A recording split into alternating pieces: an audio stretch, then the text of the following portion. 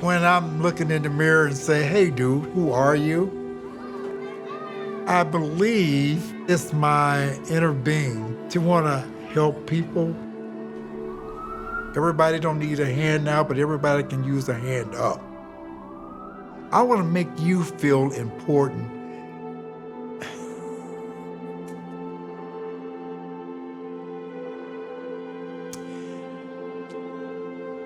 Because there have been people in my life as a kid who told me I was not important, that I was never, ever going to amount to anything.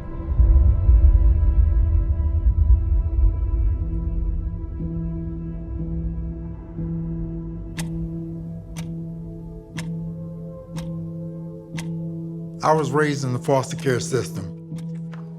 Bring back memories. People didn't adopt us for the love. They adopted us for the money. We lived in one foster care where the lady kept us in the basement. For how long, I don't know. My foster mother thought I was the in-house cleaning guy. If I didn't do something right, she would wake me up at 2 o'clock in the morning, give me a toothbrush and made me scrub the floors with it. So it was a hard life. And I had a brother and sister.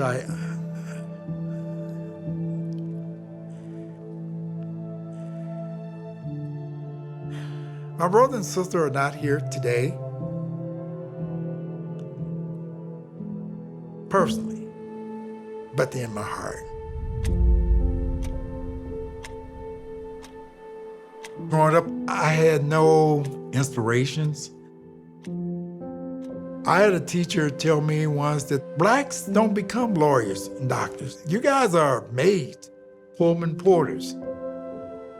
There was nobody there giving me, say, hey, you want to be a doctor? You want to be a lawyer? Because no one talked to me that way. So I was unimportant.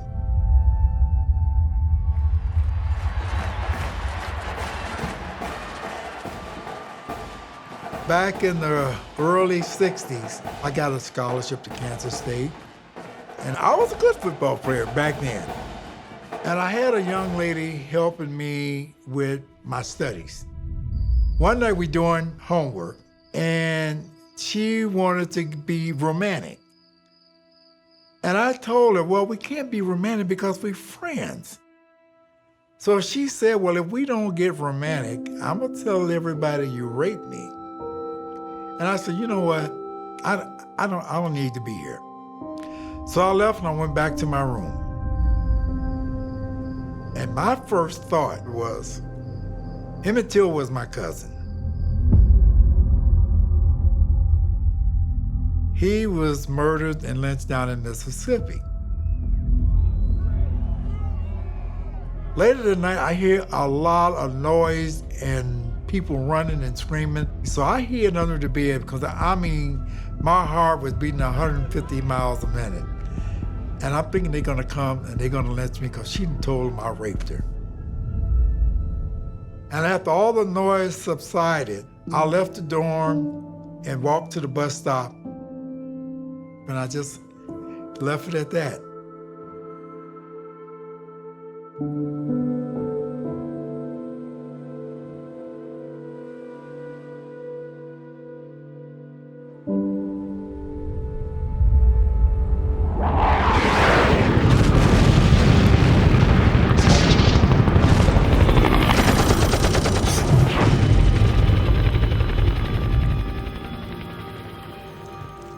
I got drafted in '64.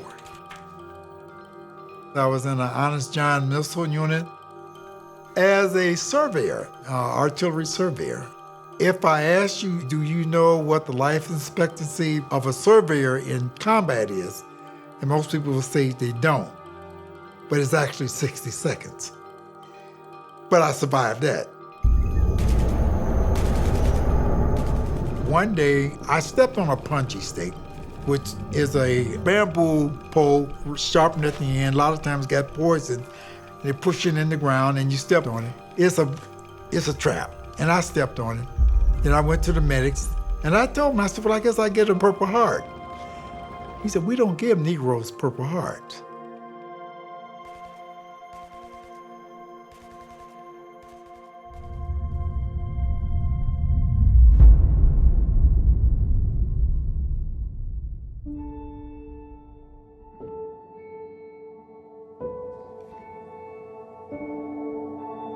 Oh man, this was when I was a sergeant. When I came back from the service, I chose to be a cop with Mesa PD. I was on the SWAT team. I was a hostage negotiator. People in situations, a barricade guy, somebody who was going to commit suicide, I would talk to that person to put them in a win-win situation. Because I don't want you to feel like there's no hope, and that's the key. Anybody who doesn't have hope to think things can get better, they fighting a losing battle.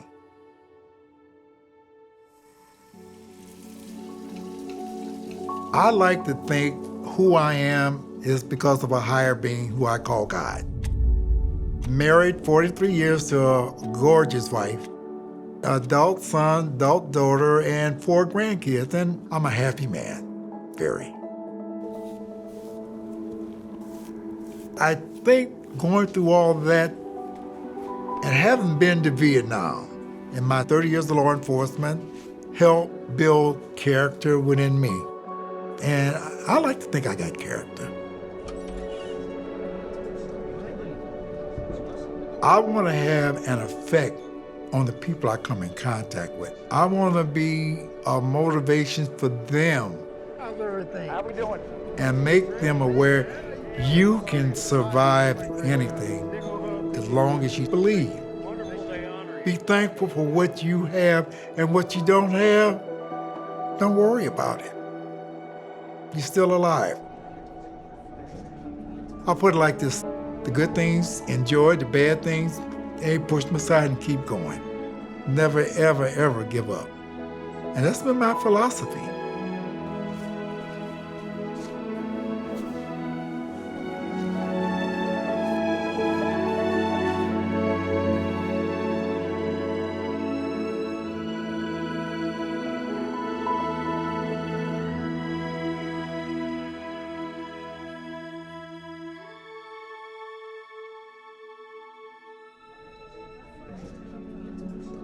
Jerry was one of those victims of prejudice. That's the only way you can put it. He protected our country, served our country honorably, was wounded in Vietnam, and he has never received a Purple Heart. Politicians and our military needs to take note of this. We have an injustice happening here. It's within their power to change it and to fix it and to honor this man with his Purple Heart. He served his country, and he served his community, where he was a policeman and then hostage negotiator. He served his country. His country now needs to serve him. The fact that he hasn't been recognized for that simply because of his race is un-American. And despite all of that, he still is a beacon of hope for so many people. I think it's the least our country could do, really, is to recognize him for the sacrifice that he's made. We have gone through several of our political representatives to see if we can get help, and yet we have not been able to get anything done. Yet we will not rest until we have satisfaction and we see Jerry with that box showing the Purple Heart.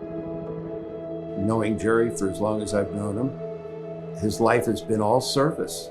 He really deserves this Purple Heart, and I'm going to keep fighting for it till my last breath, because I think he deserves it.